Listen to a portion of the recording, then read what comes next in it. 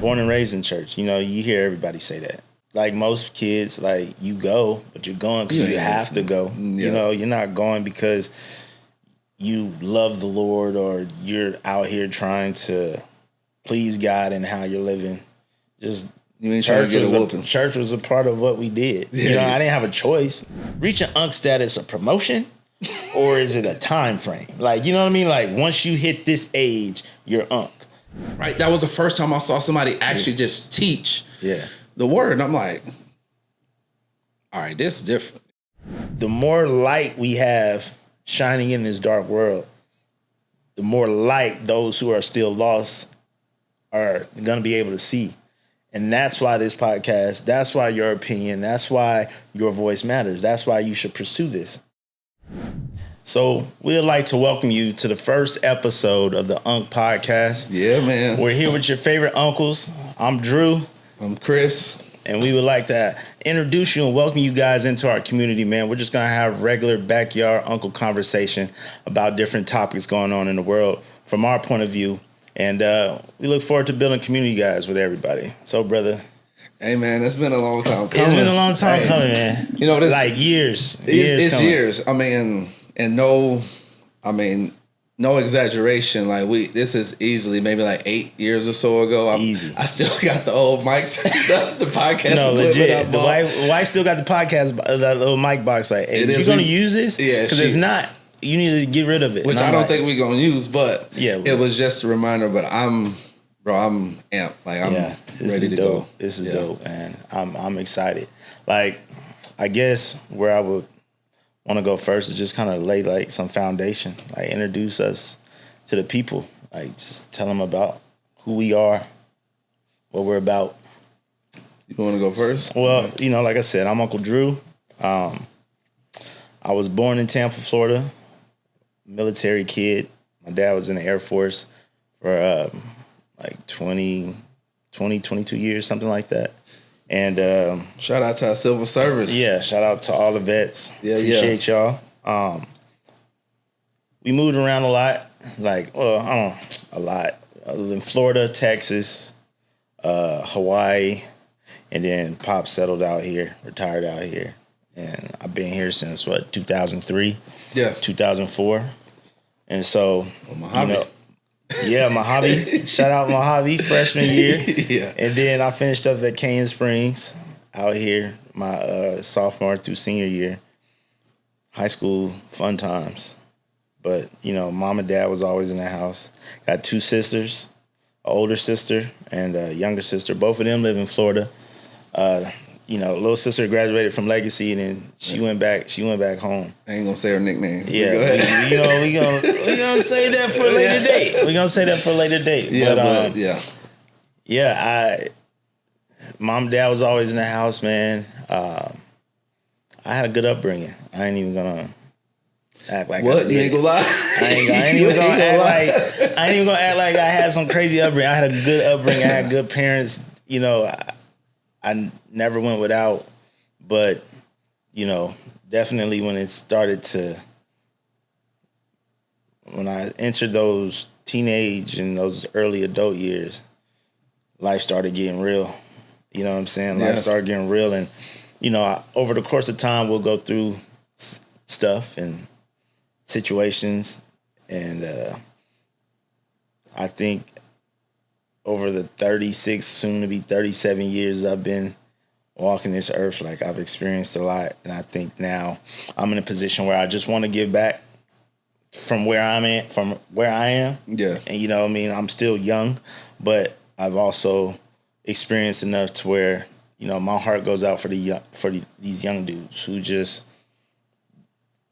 either if you have your dad in your life or not, you know what I mean? Like sometimes we just grow up in houses where communication ain't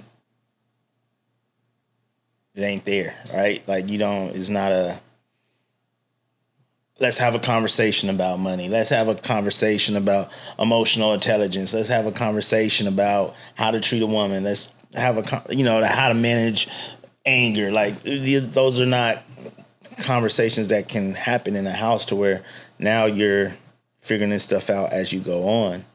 So hopefully, you know, we're here to try to drop some gems for people. And I call it, we in that social, prime real estate, right? At the age we are and just where we are in our lives is, having that space where it's like, yeah, I'm older. You recognize you're getting older, right? Yeah. But then also you're still young enough where you're still vibrant. We still out there. We still, making moves, doing what we need to do and handling business. So, no, I definitely feel you on that. Yeah, that's the goal, man. That's where I'm at with it.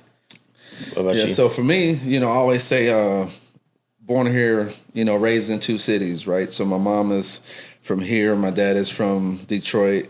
Shout out to the 313 and 248. What up, though?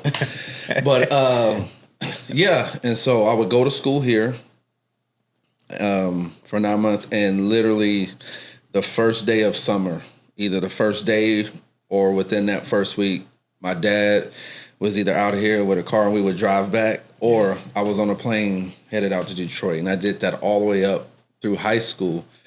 And same thing with me growing up, but for me, a lot of instances, like it was good because my mom and dad weren't together, right? So they were in college, and so when my dad moved back home, and so my mom, she came back here, had me, and then she went and finished school in Montana State, and then her and my stepdad, they've been together ever since. Right. Shout out to them. They just celebrated their 35 years of marriage and that whole thing. Congratulations. That's what's up.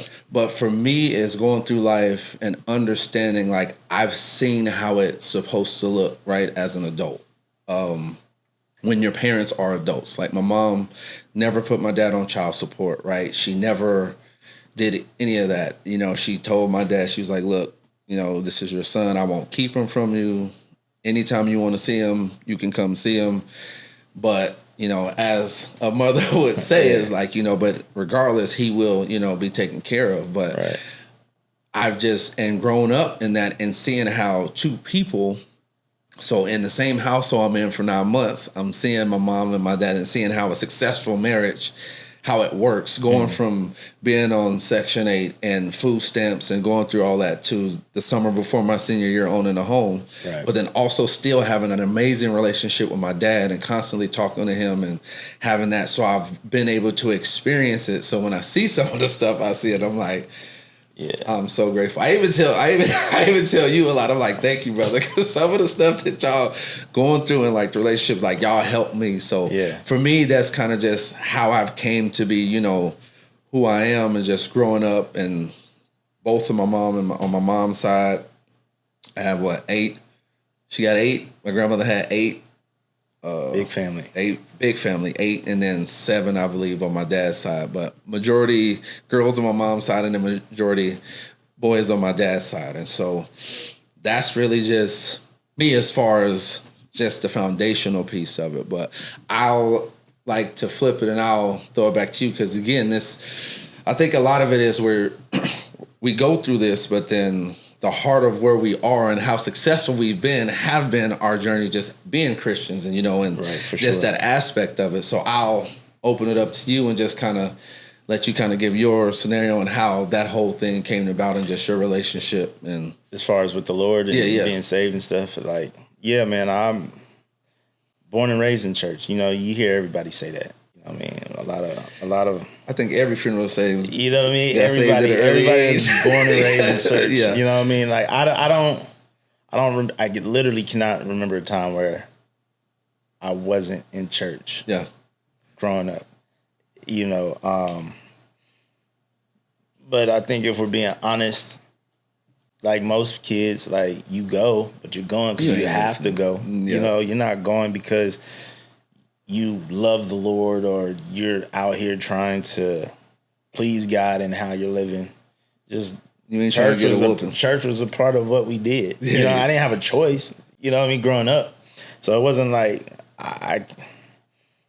I can't remember a time where I was like excited about going. You know what I mean? Growing up early, like if I'm being real, it wasn't like, yay, I can't wait to go to church today. I'm like, we about to be there till 3, 4. Right. You know what I mean? And growing up, growing up, it was like Baptist, like old school Baptist type church. As was I. Or, They in there from all day. Sunday school. You know, right when you think it's over. To 5 o'clock service. The choir about to get going. They gonna tear the church up.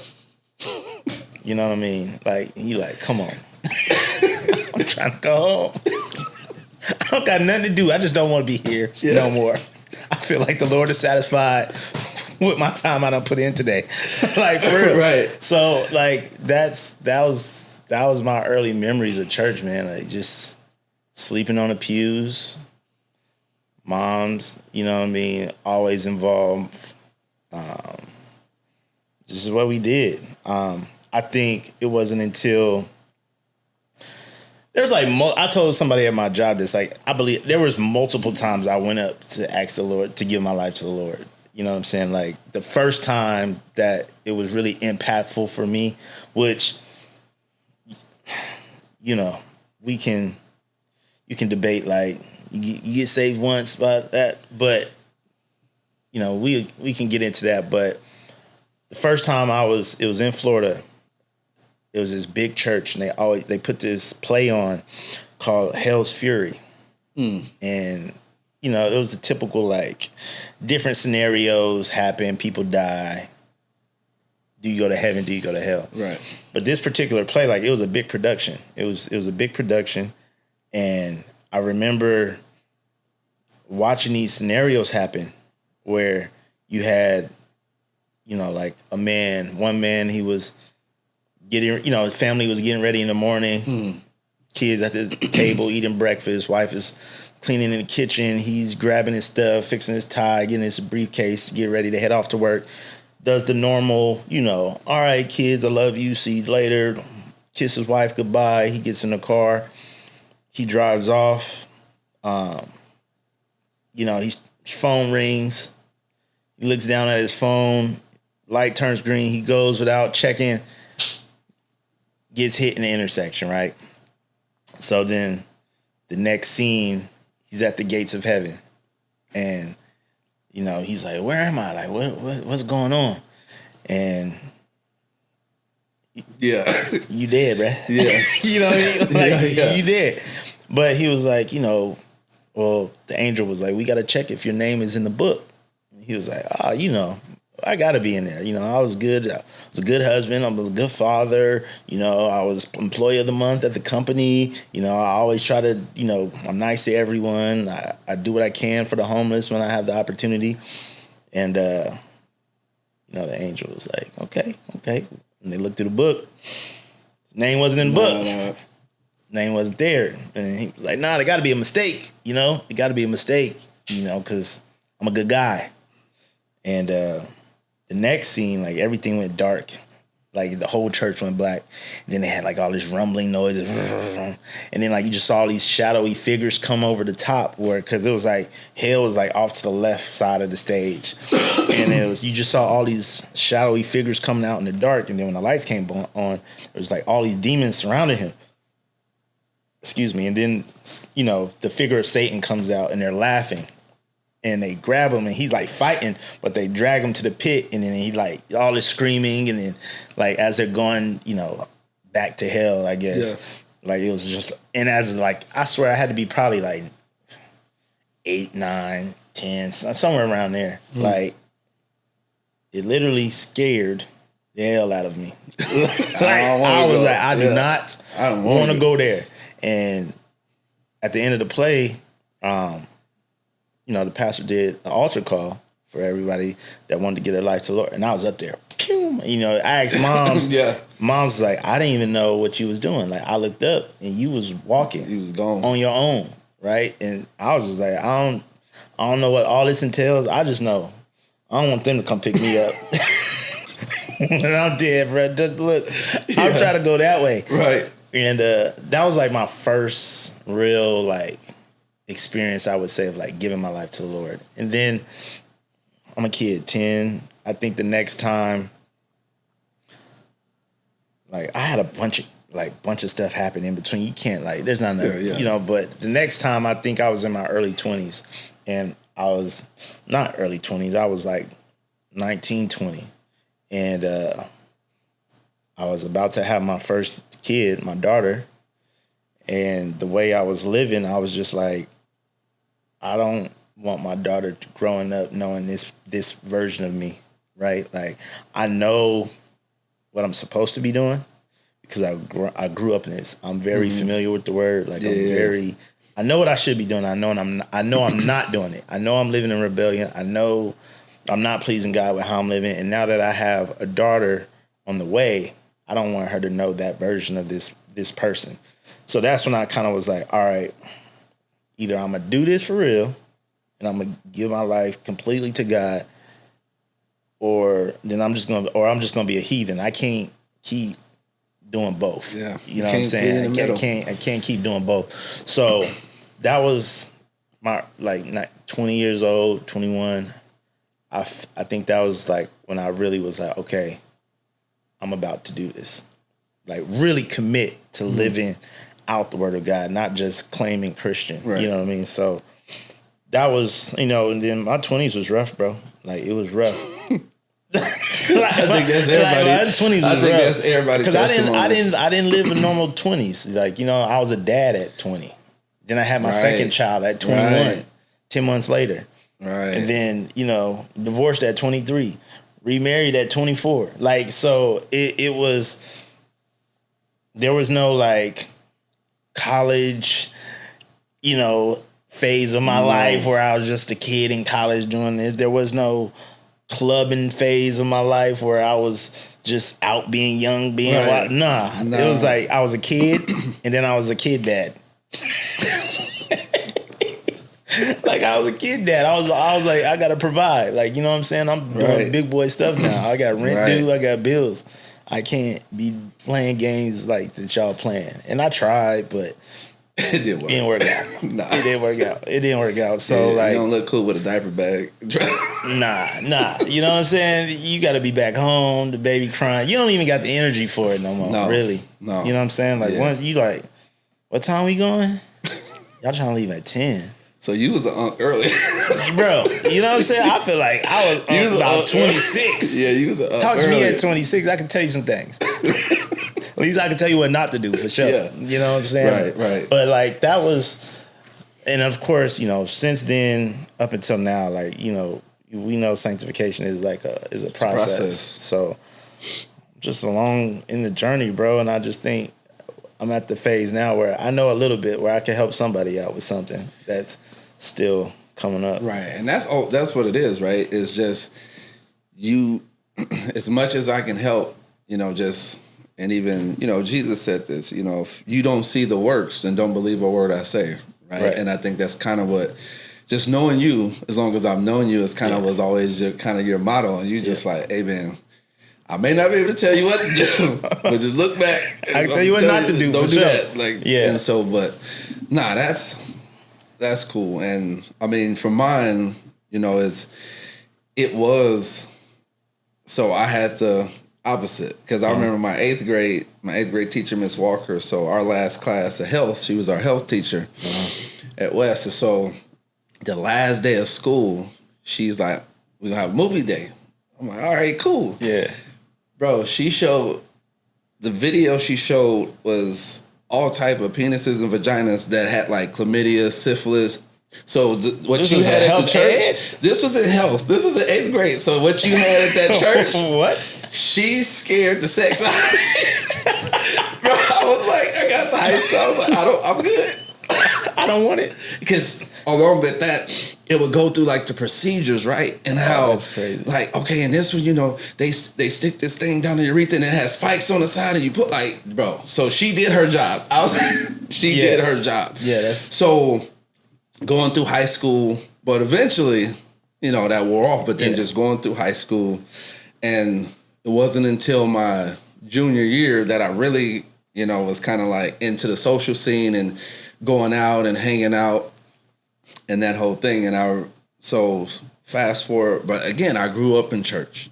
Like same sentiment, but the church I grew up in, my grandmother helped found.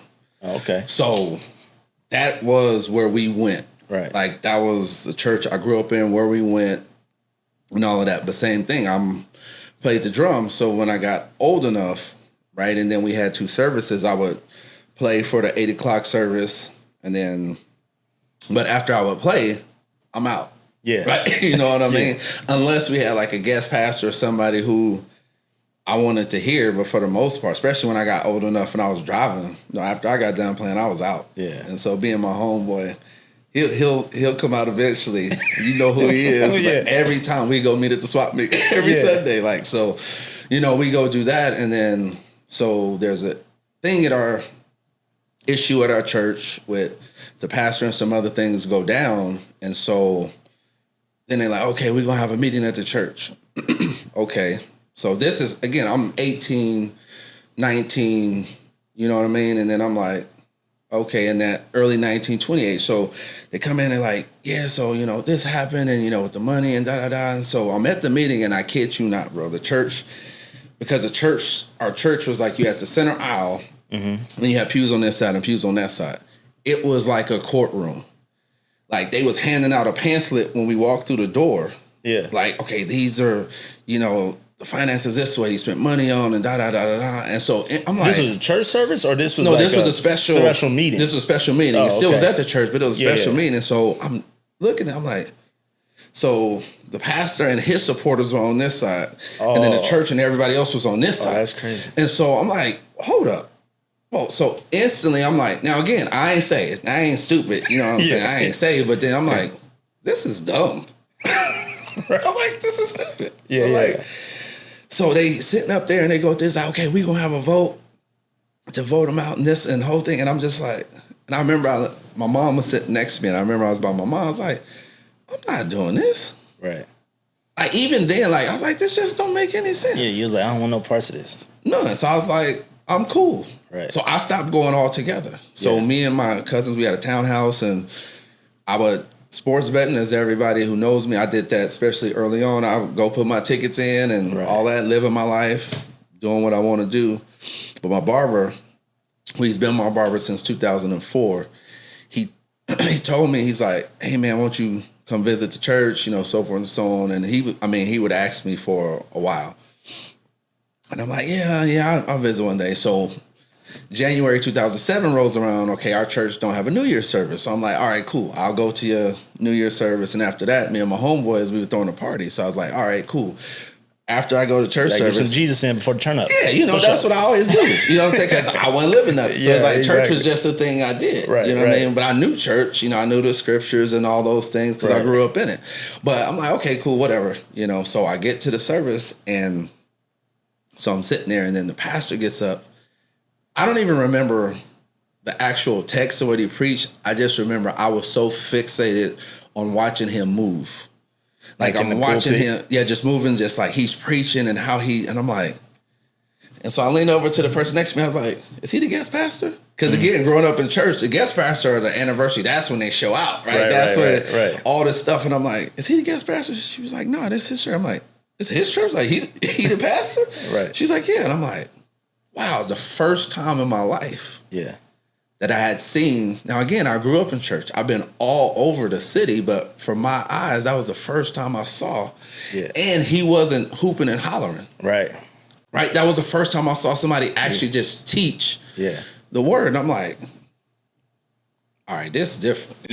So, and I don't even, like I said, I don't even remember what the actual text was, but I do remember the mantra he said, "We're living under an open heaven" in 2007. Yeah. So so I leave, and I go home, and I never made it to the party because I'm sitting there and I'm like, what? Like, I can't process it in my mind. I was like, I know it's different. Something is different about him. Right. It wasn't even necessarily about the church. Like, the church service was great, but it was a New Year's service, so people would do, play stuff like that, which I'm familiar with. But I was like, something is different. Like, so I go back the next week, same thing, but I go Sunday. Sunday, cool. So we fast forward to the second Sunday. Now we January 14th, right, 2007. So he goes, he preaches, and then he gives the altar call. Now, everything in me wants to go up to the altar. Right. But I don't go. Okay. It's like, I'm good. You know what I'm saying? So anybody in church know that feeling? Correct. Yeah.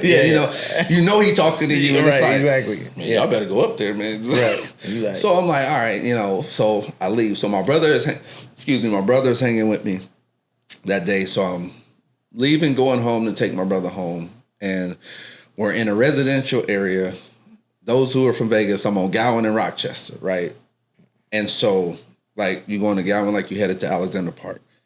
So I'm sitting there, a car in front of me, I'm waiting to turn left. The car in front of me isn't moving, just sitting there. I glance in my rearview mirror and I see headlights, but I'm not tripping. Somebody's either going to pass us or whatnot. And so we sitting there, and then after about a full minute and a half, they're not moving. Yeah. So I'm like, man, what's taking them so long? As soon as I said that, boom. You got hit? We got hit.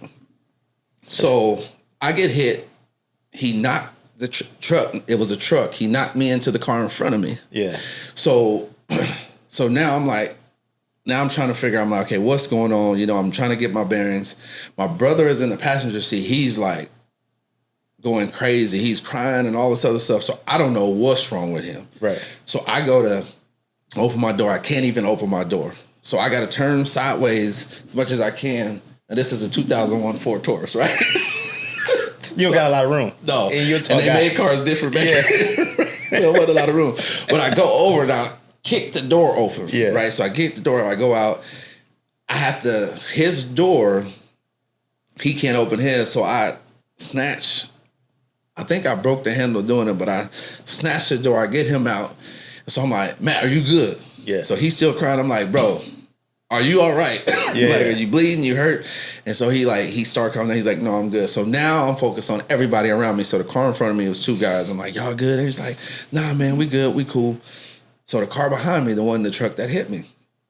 So he comes up and I can smell the alcohol on him, from a distance, right? Yeah. And he doesn't speak English that well, and so, but I can tell he's trying to check to make sure everybody's okay. I'm like, no, we're good. I'm like, we're good. All that, and so he's like, man, he's out. Like, bro, we good. Right. Stay over there. Yeah. We stay over here. So we call the police. They're coming. So now the police get there, and the officer is just making, he's doing his report. He's making sure everybody's okay. But then he's like, yeah, man. So the guy that hit me, obviously he was impaired. He was going over 80 miles an hour in a residential area. Wow. He was going 80, 85. He hit you at 80? He hit me at 80. Wow. So I'm like, so I'm listening to the police. I'm like, man, that's crazy. So then he's like, yeah, and his daughter in the front seat, he nor her had a seatbelt on. Now this is a pickup truck. So now I'm like, she got out without a scratch on her. Yeah. He didn't have a scratch on him, me or my brother, nor the two people in front of me. Now, mind you, he hit me at 80, so my trunk was smashed in to where I couldn't open my trunk. My back, everything, the car was basically total. Yeah, at 80 miles per hour. And he hit me into the car in front of me, so my front end smashed in, my back end smashed in, and all that. So now I'm just like, man, this is crazy, but okay, cool. So I called my mom. I'm like, hey, we got an accident. We're out over here. Everybody fine. We just waiting on the police, whatnot. So my mom, as mothers do, she came anyway. So I'm waiting on her. So everything's kind of settled, right? Everything's kind of happened. We're good. We're sitting there waiting. Police doing their deal. And this guy on the bike, just a random dude on the bike, came by and he's like, man, I feel sorry for whoever was in that car. Talking about your car? My car. Yeah. I never looked back at the car. Not once. I was focused on making sure my brother's good, everybody's good and all that. I never once looked back at my car. Yeah. And he's like, man, I feel sorry for whoever's in that car. And I look back at the car. Bro, it was, I was like, Sunday couldn't get here fast enough. He's like, I'm going straight to the altar. No matter what he preached, it don't matter. I was sitting in service. Just waiting for this to get over with. I had my Bible. I was like, man, just get to the end of it. As soon as he he didn't even finish the sentence. Excuse me. I dotted up there. I went up there and I distinctly remember he asked me, he was like, okay, are you up here for, salvation, rededication? You want to become a member? I said, I want all of it. Whatever you got, give it to me. Right. I want everything. Yeah. Because that was the first time. And then that's where it made sense. So that was January 21st, 2007. That's dope, man. And I don't think I ever heard that story. So for me, right, it's one of those things because I grew up in church. Right. So I talk to people a lot and they're like, man, they're like, how long you been in church? And they're like, even the church where he was at, I was there for 18 years. Right. And I love going there. Yeah. Because I had a true encounter. Like, I know what my life was. Yeah. And in that accident, getting hit at 85 miles an hour, I'm stationary. Right. No, in a sedan in a pickup truck. Yeah. And I'm like... And nobody was injured. Nobody. Right. And I know if I would have died... Yeah. They would have took me to the left side of the stage at the play you said. They would have got you. They would have got me, you know? They would have got you, bro. They would have came and scooped you up. So for me, from that moment on, and again, your sanctification is, you're working out your salvation, but that was a growing process, right? As far as the maturing part of it, but the salvation part for me, that was it. Man, I just all the years I've known you, I don't know if I've ever heard that story from you. Like, that's crazy though. It's crazy in a sense of like, you really gotta like the hand of God and how He moves, bro. It's just it's an eye-opening experience. Mind blowing. It is sometimes, bro. Because then from that point on, then you start to look back and like, man, that happened, and then this could happen. Like, and if I could if I could say anything to anybody that's like on the fence, it's like, just give God your attention before He has to get it, bro. Man.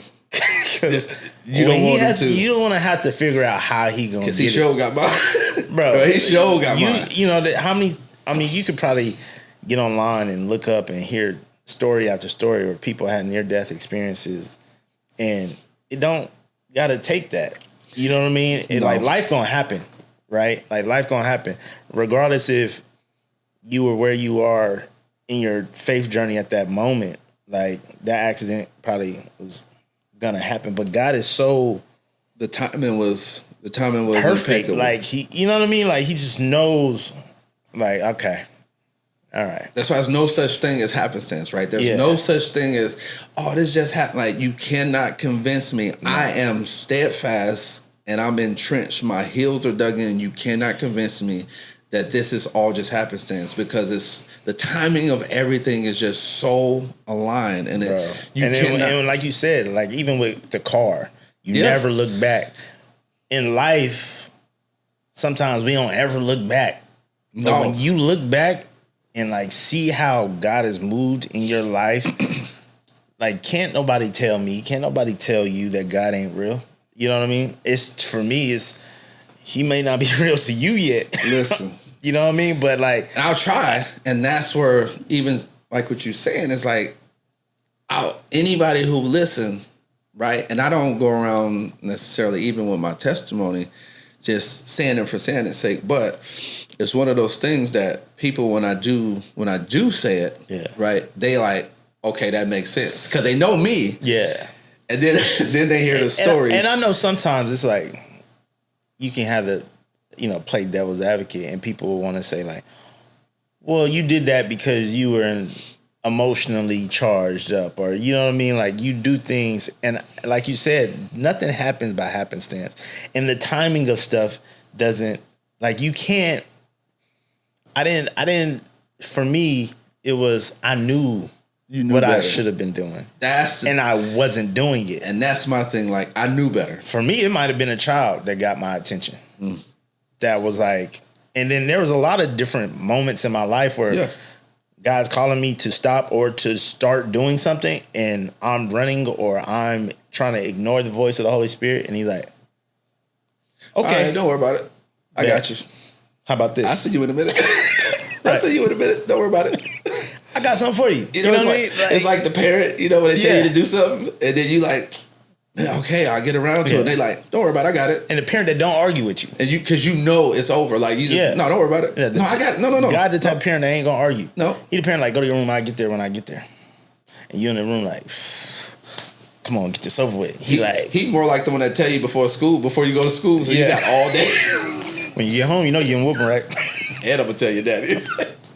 But yeah, you didn't even do that, right? Like he's like, nah, I've been telling you to take this trash out for 3 weeks now. No, don't worry about it. You want to do it now? No, don't take it out. No. Mm-mm. Or you come downstairs and you just see the trash already taken out. You like, I'm about to get a whooping. I'm about to get beat. Right, but on the flip side, we know now that's the love behind it, right? Because it ain't about the trash. Yeah. It ain't about cleaning your room or cleaning. It's not about that, right? It's what's behind it, right? And it's now, being a parent and understanding. The saying is like, it's gonna hurt me more than it's gonna hurt you. At first, as a kid, like, man, this hurt. Right. Y'all capping right now. You don't mean that. Stop lying, like, right? But. No, it's you understand, because the reason we're in here in the first place, is we didn't have to be. Yeah. If you would have just listened, we wouldn't have. The reason we sitting in this space, having this conversation before you get in the whooping is because all you had to do was listen. You're never gonna be in here. Now, this is my house, right? Yeah. This is how I've never disciplined my kids with anything that they didn't know was wrong. Right. Because a lot of times they'll do something, they don't know they did anything wrong. So now you're like, okay, I'm taking your PlayStation. And you're like, well, what did I do? Right. Like, I didn't even do nothing. So we've always, and that's something our pastors, have kind of helped us with, is the rule has to be set first. Yeah, you got to establish the rule first. So, and even taking this, it's like, when God says, even if we all know the 10 commandments, like, you don't have to be deep and wonderful. This is the stuff that kills me when people are like, man, but I was reading this, man, let's just go back to the 10 commandments. What's thou shalt not kill? Don't kill nobody. Don't steal. You know what I mean? Don't lie. Don't lie. And it's these things, right? And I'm like, man, and everything came in full circle. So now for me, I know, like, my life, my wife, my children, like, everything is because of him. For sure, bro. Everything. And when you think about it, it makes, I don't know if it's because I'm getting older or I'm just more grateful. Like, just thinking about it, like, just make me emotional. Yeah, you know what I mean? The eyes get to stinging, like, whew. But it's just like, it could have been different. It could have been different in a very bad way. Like, mine should have been. People say could have been. Mine should have been. Yeah, no, everybody should have been. But everybody ain't gonna. But everybody, I'm just talking about me. Man. How you used to move in the streets. You know what I mean? I know how I used to move, and it don't have to be no crazy, type of story, but it's not God pleasing. And there's people. I mean, it's just like you talk to dudes, and you be like, man, I pay X amount of money in child support. I'm like, thank you. I just say thank you because y'all helped me. Like, praise God. It ain't never that bad. Hey, let's talk this out. I'm gonna be all right. We good. God got us. I'm not. But it's just like many different ways, man. Yeah. So I like segmented that into like how has your faith affected how you look at the world? And if you get what I mean by that, like money, politics, just stuff going on in society. You know what I mean? Like how does, when you look out into the world and everything that we see going on, everything that we hear going on, how does your faith affect your worldview? For me, it's understanding the spiritual aspect behind everything. Okay. Because for so many years, like even just growing up, even in church, but not really living nothing, you don't understand the spiritual aspect of so many different things. Yeah. Right? It's like the type of music you listening to, right? And all the things. And it's like, oh man, but it's cool. And I mean, now here's the part of it. You hear now. Here's the thing, like, don't talk about Drew Hill is not oldie but goodie.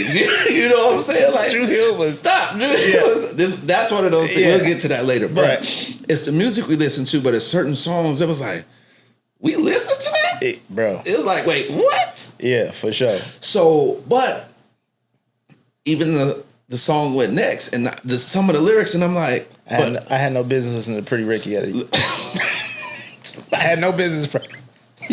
You ever listen to a Pretty Ricky album? Why was I singing that stuff in high school? That's why I got pregnant at 19. Same thing, but that's the same thing with me. And so you understand. And so when it got me to a place to where I'm looking at the stuff and it's like, oh man, that's wrong. Or man, don't do that. I was like, oh man, that's cool. But when now the curtain has been removed, right? Yeah, yeah. So now soul ties mean something. Right. What is a soul tie? Like I like the girl, she liked me. Now, I wear a condom, I strap up. My dad would tell me, put your spacesuit on your astronaut. You know what I'm saying? Make sure your astronaut got a spacesuit. But, that's and what, as practice safe sex is so we would say, but even if nothing comes of it, like you don't catch anything, she doesn't get pregnant, but the simple fact that now you're forever tied to that person. For sure. And you don't even know what that person and you don't even really understand what that means. I didn't. So for me, my faith is now when I see stuff, it's not just the act itself. Right. Yeah, that's a shame in certain things, but now understanding, okay, this is a spiritual attack now. Yeah. Right? This is, a Bible study a few weeks ago we were doing, it's modern warfare. For sure. Like, I ain't talking about Call of Duty. I ain't talking about the game. Like, warfare is as old as time. Right. And he's still prowling. He's still lurking about. But now I understand that. So now, we'll deal with, that's just the fruit of the matter. But we'll deal behind the scenes. Okay. They ain't seeing this right. Right. Father, help them. Right. So that's, for me, that's what it is. It's seeing the behind, knowing the spiritual aspect of things now. Yeah. To where now I can address it and, attack it, so to speak, differently. For sure. And I think, me, it's the same thing, bro. It's the same thing. Like, just understanding, like you said, the spiritual aspect behind people's actions. Why, understanding, like, the spiritual aspect of how people are impacted by different stuff, because life is going to happen. Yeah. You know what I mean? Life is going to happen. We live in a fallen world, so evil is going to happen. Crazy things are going to happen, and that's not God ordained. God's not out here killing people. God's not out here setting people up to be killed. Like, that's not what he do. But because we live in this fallen world, stuff happens. Yeah. Evil stuff happens, and just stuff happening is not just happening because of happenstance. You know what I mean? Like, right. That could be happening because there's a specific attack on you, but the actual attack happened to my wife. The actual attack happened to my children. The actual attack happened to an aunt, cousin. The actual attack is just something that happened in the world that affected me. You know what I mean? That if I'm not aware of what's happening spiritually and I react soulishly, that was like, got him right where I want him. And it can lead to all type of nonsense that, so I think this podcast is y'all can expect that, like, expect our opinions from our Christian worldview, understanding the spiritual aspects behind what's happening. And I think honest opinion, an honest, real opinion. I think that's, I'm not going to say lost, because I will say, like, I have seen more of it lately of people just kind of the honest kind of assessment. But because that's just with my dad's, my dad, even my stepdad, like, and even my uncles and everybody, like, they are very straight to the point, honest, take care of your business, do what you got to do. Right. Like, no excuses, you know what I mean? Like, it's kind of like you have greatness in you, and the only person that can prevent you from having it is you. Right. Like, that is, and so understanding that, and we say it a lot of times, like these Christians, if God is for me, who can be against me? We say it, but when you really say that, right, if God is for me, nothing or nobody else matters. Yeah. I don't care who it is, right, or what they say or what they try. If God said, so that's you just stand on that. Yeah, and so it's the spirit. Yeah, I would say the spiritual aspect is definitely. Yeah, bro. Like, I ask myself, like, man, there's so many podcasts, right?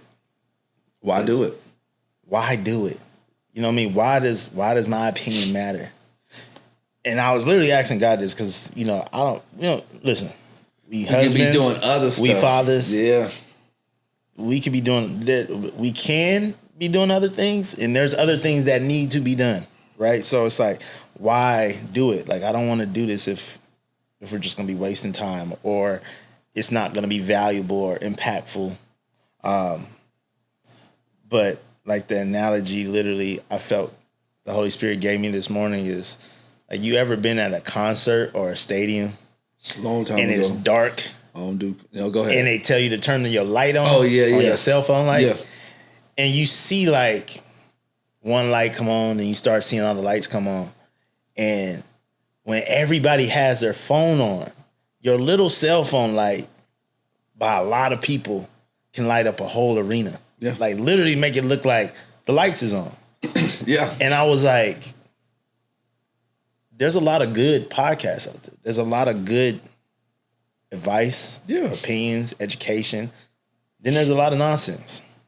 And I felt like God was like, in this dark world, you're just another cell phone light. And that's why it's impactful, bro. Yeah. Because the more light we have shining in this dark world, the more light those who are still lost are going to be able to see. And that's why this podcast, that's why your opinion, that's why your voice matters. That's why you should pursue this. And knowing that is like dope. Like it makes me excited about what we are going to be doing. So I'll say, so before, because I do want to transition to the portion. Cause we got to get into that. But, so this was just yesterday. Yeah. And so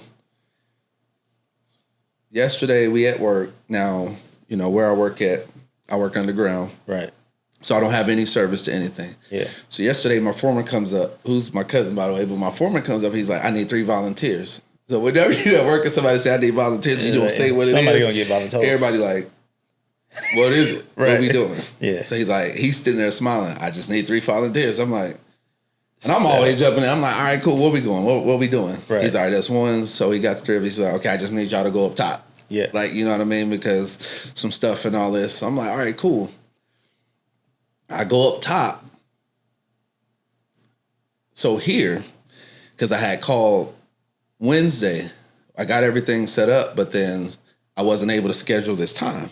Okay. It was an issue. So I called yesterday morning. I was like, hey, you know, I'm trying to get it scheduled. Everything's paid and all that stuff, but I'm trying to get this scheduled. I want this time, but it's not available. So I go up. Chris, who owns this place, he was like, hey, so I called when we went up top. He was like, oh, man, I was just getting ready to head out. He's like, I got your voicemail. He's like, okay, well, what's going on? So we took everything, got it situated. And then that's when I text you. I was like, all right, we locked in. We official. We good. We got our time. And as soon as I got done texting you, as soon as I text you and say, okay, we good to go. We set. I got paged over the intercom, said, okay, underground's all clear. Y'all can go back down. Got it? Man, listen. Bro, I'm no crazy. cap. Look, I know y'all listen. I'm dead. Like, and it, again, understanding the spiritual aspect of it. So even you asking that question, why, that was like the last confirmation as of, oh, okay, I got you, God. Okay, where this goes, wherever God takes it, I'm down for the ride. For sure. But I think we both, but that happened, that was yesterday, and that's me. So that's why I said, I was going to say something last night. Like, what's the chances of that? But it was like, I mean, as soon as I text you, I got paged. And you didn't even was there activity up top? No, we just sat there. It wasn't nothing to do up top. The guy had that opportunity happen to get in touch with Chris. Because we needed to make sure we got this time. I'm just saying, bro. I'm like, so that's tell me God my real, confirmation, bro. Man. God is real, bro. And he speaks to us. And I'm excited. But, like you said, getting into the side of things. So I'm going to ask you first, because I want to get yours first. All right. So, I know but again, at that moment, right, because this is the podcast, right? Yeah. I got you. But, so what was your moment, right? Your aha moment, like, I'm like, that I reached status? Yeah. Bro, so my moment was, and I think I asked you this before, like, is reaching status a promotion or is it a time frame? Like, you know what I mean? Like, once you hit this age, you're unk. Like, so I'm at the basketball court. This is some years ago, right? Some years ago. I'm at the basketball court. You have some young dudes shooting at one end of the court. I'm shooting by myself at the other end of the court. And, you know, I'm just shooting because you start getting older, you start worried about injuries. You know what I mean? Like, you like, I gotta go to work tomorrow. I can't get injured. I'm out here on the concrete. Your knees start hurting. Yeah. You know what I mean? Playing on the concrete. That didn't happen when I was a teenager. But about 28, 29, I was like, why my knees aching after I play? Okay, I'm getting older. So I'm shooting, and they're playing. They're probably playing like 3-on-3 or something. And they need one more to play 4-on-4. I see it, but I'm not volunteering. Because, again, I ain't trying to get hurt. I'm just out here shooting. Yeah. And I hear him say, yo, OG. OG. I'm definitely not OG. You know what I mean? I'm definitely not OG. So I'm still shooting. They ain't talking to me. And then dude's like, yo, And so I'm like, all right, let me turn around. So I look back, and they like, you want to play? Like, they pointed at me like, you want to play? And I was like, who, me? He's like, yeah, you want to play? And I was like, yeah, but I'll play. But I'm confused because I'm like, how am I? I'm to them. Like, what? And it messed me up to the point where I asked one of the brothers, an older brother, to me was like, yo, so when do you become an unk? Because this is what happened. And he just started laughing. He's like, yeah, you know what I mean? It's just, I was like, am I dressing like an unk? Like, I didn't. That's what I was going to ask you. Because if you, all right, you an unk, if you at the basketball court or soccer field, any sporting event, and you go to play and all your stuff match, you an unk. Like, that's you an for sure. Like, if you got the actual Jordan jersey, the Jordan shorts, the shoes, your headbands, or if you got all copper tone. If you got 19 braces on, you no, you OG. You OG at that point. You pass unk. You like, OG. See, unks know he probably should be wearing at least a knee sleeve, but in our mind we're still 20. No, we got 5. But we know we're not 50. That's the problem with the unk. Like, and I was like, now, or you giving yourself away. If you at the basketball court and you got N1 basketball shorts on, and one, you got the hot sauce. You can't have the shoes on because ain't no bottom no more. If you got N1 shoes on, that's a complete giveaway. These ain't the early 2000s N1s. These you got on N1s, they slick. Like, if you go to Walmart, they don't care about your arch of your feet or your ankles if you got them shorts on. Hey, I see the dude hoop and Tim's. Hey, don't play. He fouled a lot, bro. If you talk about hustle, like, that's all he got. Well, nobody messing with him. I don't want to guard a dude with wearing Tim's. No, but I mean, that's so. Again, but that was my unk. That was my unk moment, bro. Like, I just got called unk by some young dudes, and I really didn't dive into what that meant. I just realized, like, all right, everybody else is noticing I'm getting older. Because I guess a young dude just went over there and asked to play. Maybe that's why. Yeah, I don't know. What about you? So mine was. So we playing, I think we were at Tart. I think it was.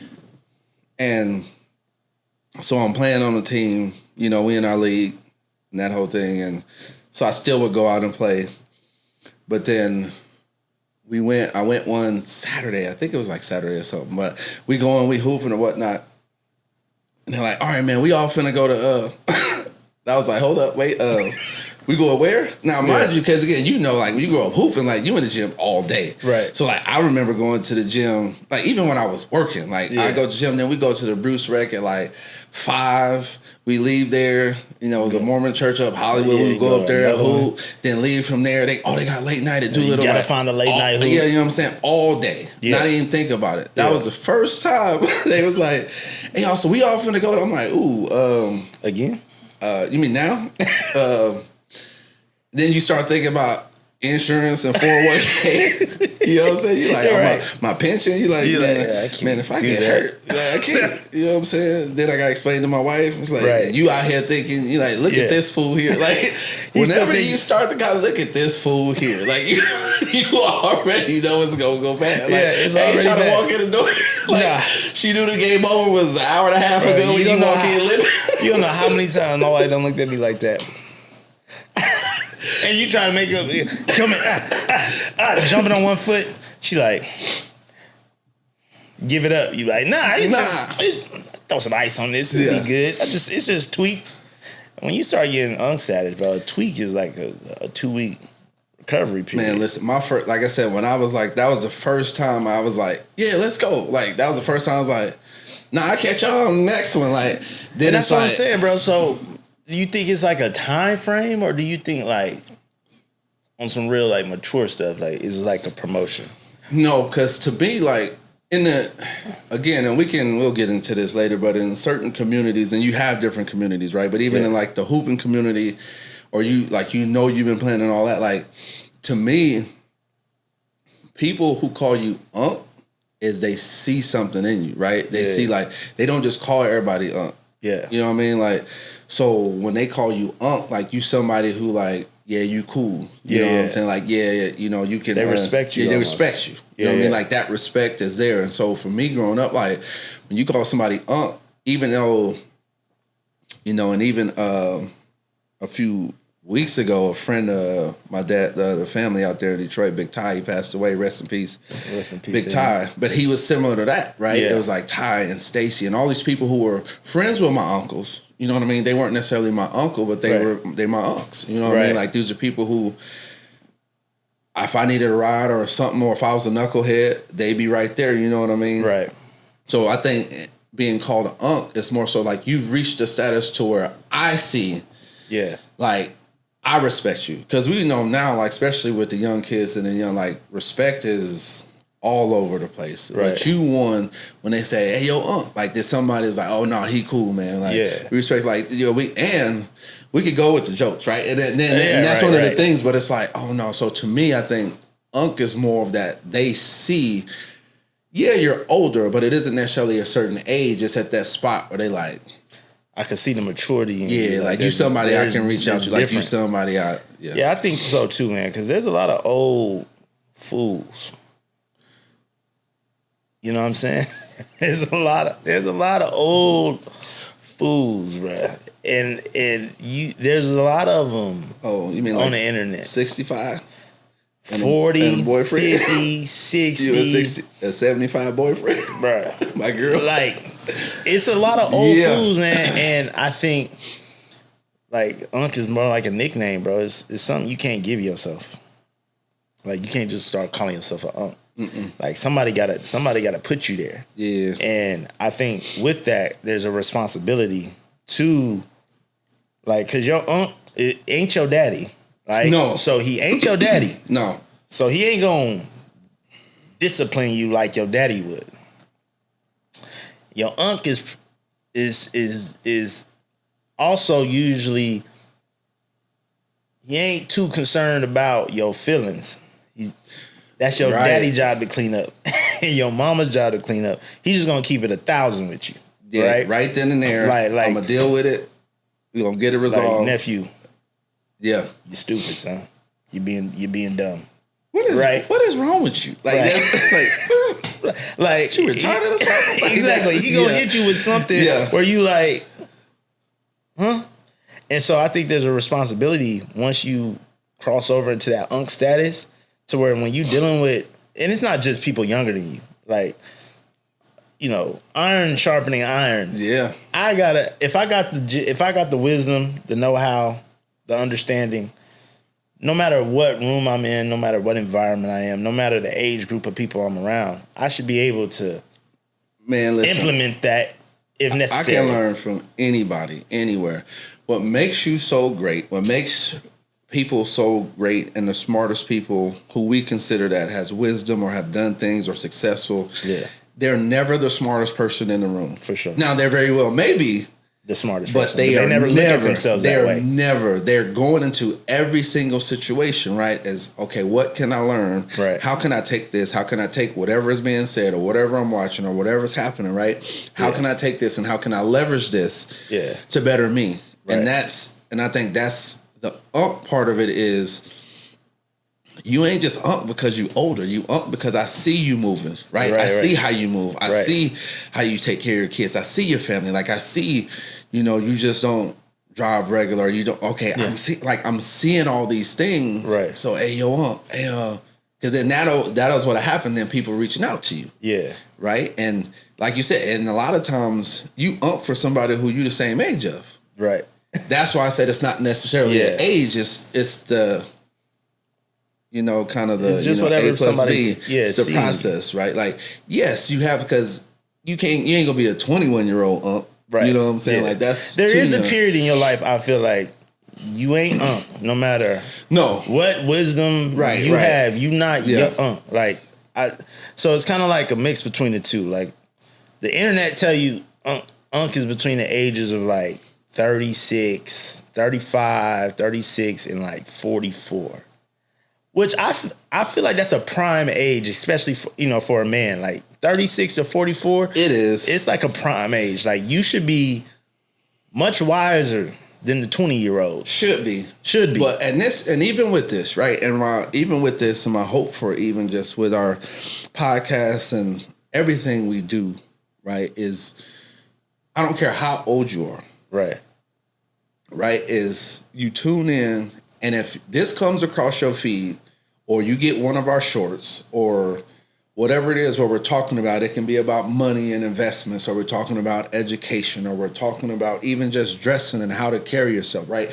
Whatever it is that you take this, right, and learn something from it, right? That's ultimately what I want. If somebody can say, hey, man, that helped me. That's all I care about, right? That's all this means. That's the in you is like, when I told you were a knucklehead and I said, knock that off, take care of your business, and I see you taking care of business, bro, that's all you want. That's everything. Like, you don't need nothing else. As a dad, like, seeing your kids flourish and do things like, and you see them, like, that is the greatest. I remember Ryan Clark.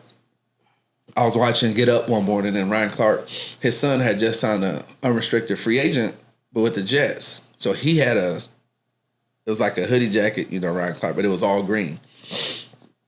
And he said something. He said, this is the most happy I've ever been in my life. He said, I'm sitting in the office with Aaron Glenn, and my son is signing an NFL contract.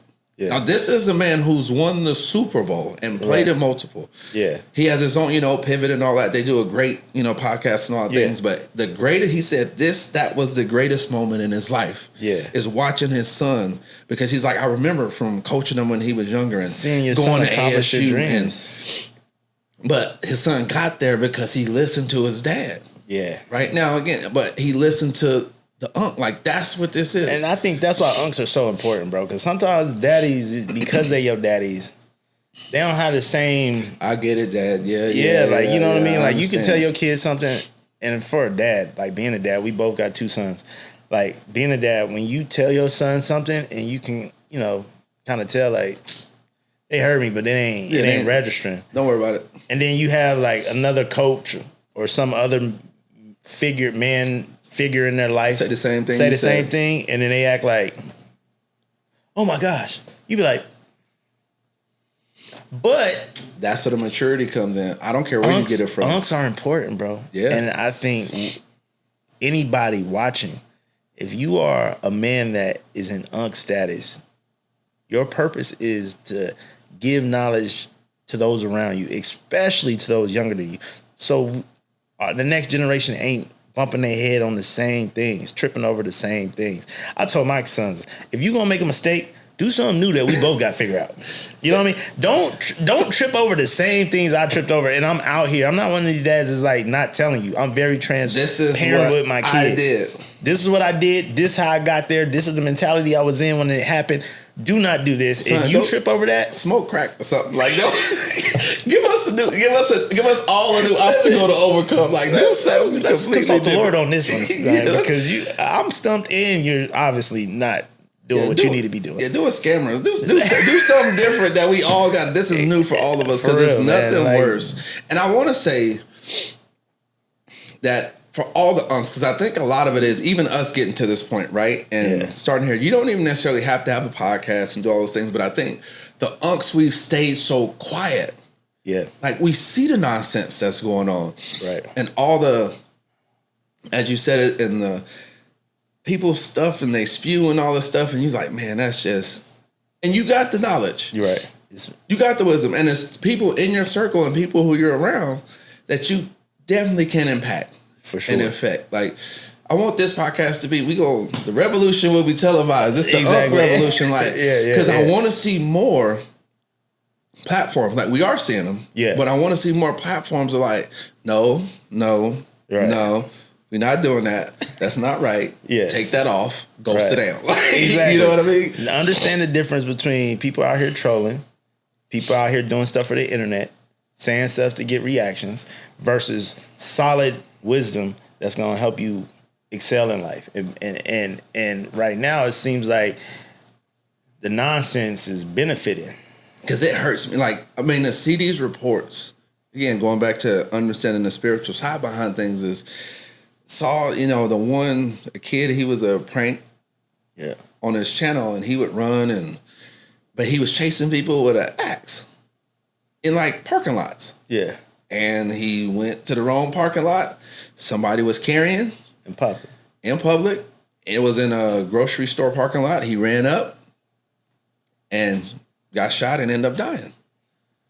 For what? It's like somebody, right? That was, and I'm not saying maybe somebody did. So I'm not saying he didn't, but that's what I see. Like, I don't want to see that, right? Yeah. I don't want to see, like, it's not about clout. It's not about none of this stuff. Like, clout, what is it? Like, what really is it? It's the devil's trick. Because I was talking to one of our brothers, and he was like, I think social media was created to bring the world closer, right? Mm-hmm. And that was the original intention. Like, the world is spread out. Everybody is doing stuff everywhere, right? So how can we make a world seem much smaller? And then they created social media, right? And obviously it's advanced and evolved since, like AOL Instant Messenger. You got mail. To like MySpace and Black Planet. To Black Planet. To, we got Twitter and Instagram and IG. You know what I mean? Like all those things now. But the devil comes in and perverts it. So the original intent is to bring people together. You get online now, it's nothing but division. It's nothing but hate. What you vote in the comments. It's Democrat on mine. The comment section is probably the most evil place in the world. It's Democrat on mine, cuz I'm Republican over here. Yeah, like, what are we talking about? It's probably the comment sections of these posts are cesspools. They're the worst place. They're terrible. Like, and if you don't have somebody in your life that's like, okay, we recognize what it is. Because sometimes you get in the comment sections and it's hilarious. Like, sometimes, you know what I mean? You get in there, you read some of the comments, you're like, that's a good one. That's wild. But, like, you need somebody in your life to be like, but that's entertainment, right? So it's just like watching a movie. You don't go watch The Godfather and then try to reenact what you just watched. Make you an offer you can't refuse. You're gonna die. Those are real bullets. Right. You're gonna die or go to prison. Yeah. Don't do that. Right. So, like you said, we need more men, and it's not saying like go create a podcast, but in your circle of influence, whatever he's pushing you to do it. You don't have tomorrow. We don't know what tomorrow's gonna hold. So whatever he's pushing you or telling you to do, that feeling on the inside that you're getting. Yeah. You're like, I need to be doing that. I need to, whether it's writing a book, scoring a film, whatever it is. Coaching a team. Open a business, coaching a football team, whatever it is, go and do it. Why? Because that is why you're here. And look at every opportunity as an opportunity to invest in somebody, right? Like, if you invest, because I think Denzel Washington, I'll have to get like exactly what he said, but essentially he was like, so the younger part of your life, you learn it.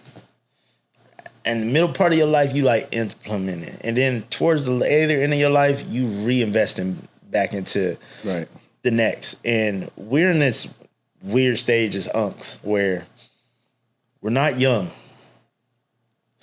We're a little, but we're not old.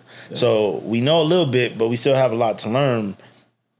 But it's important to not get silent in your 30s, in your 40s, because you feel like, who am I to say something? You know what I mean? Like, and then we're not here to act like we know everything, or like we're just giving you our perspective. Like, this is just real conversation. Wisdom. Yeah, you know what I mean? About this is what I experienced. This is what worked and what didn't work. I wouldn't advise to do that. I would advise to do this. And there's a lot to learn. And I think over the course of this podcast, we'll bring people on. We'll have conversations, and we're gonna learn together. Yeah, we're gonna laugh together. We might cry together. Right, and that's just the beauty of this. So so before we wrap this up, because we towards the end here, we will have a segment every time. Is the rant of the week, right? You know, this is the old part, right? It's gonna be just a free floor, open floor to just let it out. What's bothering you, what's bugging you, no matter how small, how big. Yeah, this is the rant of the week. Get off of my grass rant of the week. What's mine? I'm going to tell you. If you work at a convenience store, if you work at a 7-Eleven, Circle K, Rebel, a Wawa, wherever, all across the world, if somebody brings up a can, a soda can, an energy drink can, where they have to pop the top and drink, stop touching the top of the can. Do not grab the can like this. I have to drink off that can. I don't know where your hand's been. I did just see you count the money from the last guy, and then you touch the top of this can, to twist it to get to the barcode to scan the drink. They done dumped the trash and all kind of stuff. I don't know where your hand's been. They done restocked the shelves. You done swept, took out the trash, cleaned the pumps, took money. It's all type of bacteria on there. You got pump lips. Stop touching the top of my can. I be trying every time. I just roll my eyes and be like, oh my God. That's like going to a restaurant and you see somebody go and hand you your food. I don't want it no more. I gotta get a new can. I'm already thinking, who stocked this? Right. Who knows what happened in the shipment process for it to get into the refrigerator. So I'm already knowing I gotta clean it. But still, it's just courtesy, man. I just feel like stop touching the top of my can. That's my rant. I've never, like I said, that never crossed my mind. That's never crossed my mind. Bro, not once. When it happens, you can be like, it makes sense though. It makes sense. Mm-hmm. It makes sense. I think it's, shout out to my wife. I think she kind of made me more of a germaphobe than I was originally. Yeah. So I be paying attention to stuff like that. Like, you know what I mean? Like I don't even like shaking hands a lot. Fist bump. Well, the pandemic is dope because now you can fist bump. That's the thing now. You know what I'm saying? Because I see a lot of dudes walk out of the bathroom and not wash their hands. Bro, I be like, listen. And you probably about to go see somebody be like, yo, bro, it is 2025. Like, if you don't wash your hands, but that ain't my rant. Okay. But so mine is, listen, if you at the ATM or you at not so much in the movie theaters now because they got the luxury seats. Yeah. But so I went to the ATM the other day, and the credit union I was at, it was 3 ATM kiosks. Why are you in the middle? I don't understand. Now, it'd be different if there's a couple people in there and then they left before you and you in the middle of it, right? Yeah. It's like, get over. Like, if I go in the bathroom, there's 3 urinals. Why are you in the middle urinal? Like, go to the end. There's man rules to that. It's a get over law. You know what I'm saying? Like, so don't go to the movies if it's an old movie theater and there's a seat. Go 1 seat over. Yeah. Like, I don't understand. Like, I need my space. Like, I guess that's the unk of me. I'm not liking people so much. I'm like, why are you in the middle? Like, that's the only thing I kept thinking about. Like, I'm going to get. I'm like, I ain't concerned that you trying to get my code or none of that. Yeah. I'm just like, get over. Like, you got a whole other space over there. Like, I don't. It be little stuff like that, bro. I don't get it. But that's my, like, so from Uncle Chris, anybody who hears this or sees this or listen. Just get over. Just get over. If you go to the ATM, there's 3 of them. Just go to the far one. Somebody go to the far one. If you go into the bathroom, there's a urinal. Go to far. I'll use the shorter one. Like listen. Hey, check this out. Because I'm like, bro, I was in the airport. You know, the airport got a lot of urinals. Yeah. There's 2 dudes. Probably about. There's 2 dudes, 4 urinals. I waited. The dude wasn't behind me because I'm not about to go next to you. I was about to say, are they next to you? One dude was here. There's an empty one. Another dude was here, and there was an empty one. So they did to get over. Followed the rules. So if I would have walked in, even if I would have got on the end, I would have felt like I was invading his space. I thought she was gonna say it was like 6 years they was by each other. No, that's crazy. That's crazy. Listen, I'm getting older and I'm getting less patient. Lord help me. Stop touching the top of my cans.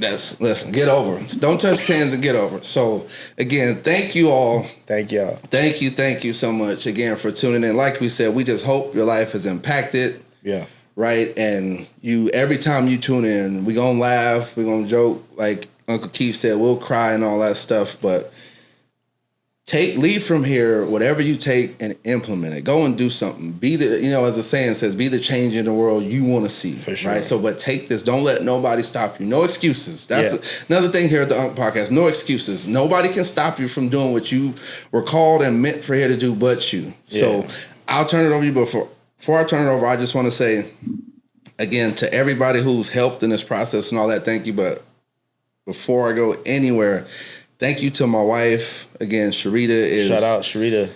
It's one of those, they say, behind every good man, but it truly is, she's my helpmate. Yeah. She holds me down and even inspires me because, she's a business owner like we're business owners and even doing her thing. So just seeing her doing a thing and inspire her, and our relationship, we have a special relationship, but truly, thank you, babe. I mean, none of this, it's... I just need to stop saying that because it would be possible because you ain't God. So now you just turn this into a competition. I know, right? So now if I don't shout out my wife... That's why I said I'm going to turn it over to you. Okay. You going to throw me a oop? I appreciate you, bro. I said I'm going to turn it over to you. I didn't say... I was like, wow. Because you already know if you don't say... It's a wrap. That's the last podcast y'all going to see you. Thank you, babe. This is first of many, but appreciate you. Yeah, so now that my brother done made this a competition, I got love on my queen. Queen Latifah, I love you, babe. Thank you for giving me the time to come do this, time to chase my dreams, time to do things that God has put on my heart. And, I pray I honor you through this podcast and just the wisdom that a lot of it is because of you. A lot of things that we've been through, a lot of things that you've taught me over the years. So shout out to my queen. Shout out to all my children. I love y'all. Man, I love my kids, though. Yeah. I do. I got to go pick them up soon. I got a couple hours. I got a couple hours too. Yeah, we got a couple hours. That's that unk life. That's that dad life. Unk life for it sure. It never stops. But crazy. Appreciate you, man. It's been a long time coming. You know what I'm saying? Like I said, it's been 8, 10. I know, but I'm excited, man, and I just look forward to seeing what's gonna happen and how this goes. And before we do go, Chris, appreciate you, man. And here at Vegas Content Studios, man, Vegas it's just Content awesome. Studios, y'all gotta amazing. Come here now. something. Don't come here on Fridays at 10. That's our spot. But right, and don't come here if you don't got no money either. So that'll be a net rap for next week. Don't come in. Just start with your phone. Don't come in here. If you ain't got nobody, don't be like, y'all got a layaway. Ain't no layaway for podcasting. Just start with your phone. But all jokes aside, Chris, thank you, man. Appreciate you. Everybody here, Taylor, Jennifer. Awesome staff. Everybody, just thank you and love y'all, man. Catch y'all next week.